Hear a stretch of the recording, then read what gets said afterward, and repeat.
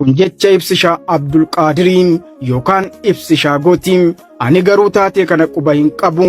haa ta'u malee dubbiin kun waan baay'ee natti toleef ani immoo sagaleedhaan isiniif qindeessee meesse isiniif fidee sagantaa Hacaaluu Awwaardii guyyaa kaleessaa irratti guyyaa dakooti jedhee fuula miidiyaa feesbuukii isaa irratti Ibsishaa Abdulqaadir maxxansee hunda duraam isa yeroo lubbuudhaan jiruuf erga boqateen boodas Oromoo caaya tokko jalatti walitti qabu qaroo osoo sagalee isaa kiillolee sanaan dhugaa Oromoo dubbatu afaan qabame osoo haqaaf lallabuum sagaleen isaa duudeem haceen bakkuma jirtutti lubbuun kee nagaan aboqattu siin jenna jechuun Ibsishaan yaada isaa itti fufaam.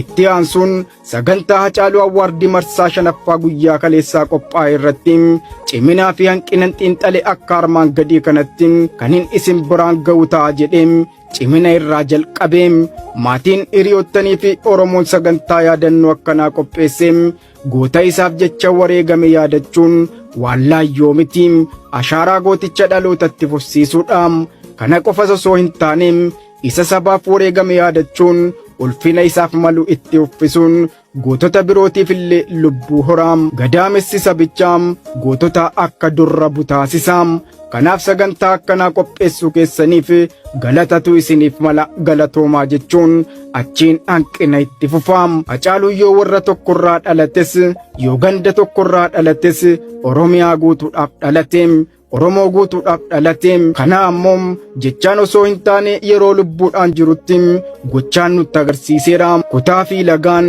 gandaa fi amantiin bifaan osoo gargar hin qoodin mirga Oromoo hunda irra darbeem mirga dhala nama hundaaf walqixa qabsaa'eera.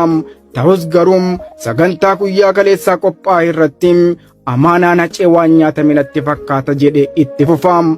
akkamitti yoo jettan jedhaam tokkoffaa irratti weelluun weellistoota yeroo badhaasichaaf kaadhimaman ulaagaan ifa ta'e hin kaa'amne.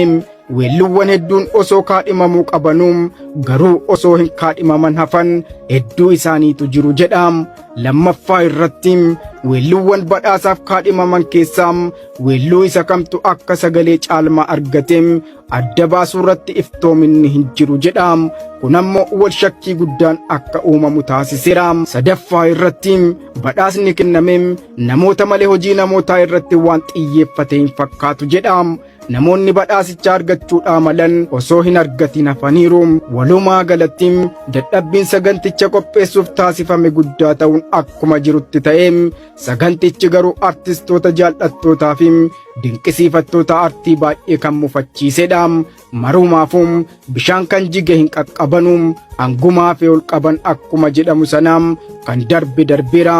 isa dhufuurratti qaawwee amma mul'ateem akka cufatu kabajaan isin gaafanna jedhaam. dhugaa dubbachuun firummaa hin kutuum bikoos yookaan sababni isaam dhugaan na dubbadhaa jette waan ta'eef jedhaam.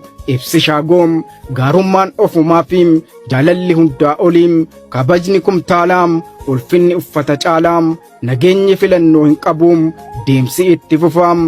micciirama namoonni nuuf hawwan osoo hin taaneem jijjiiramni jijjiirama caaluum kan nuti hawwinuun dhufaam.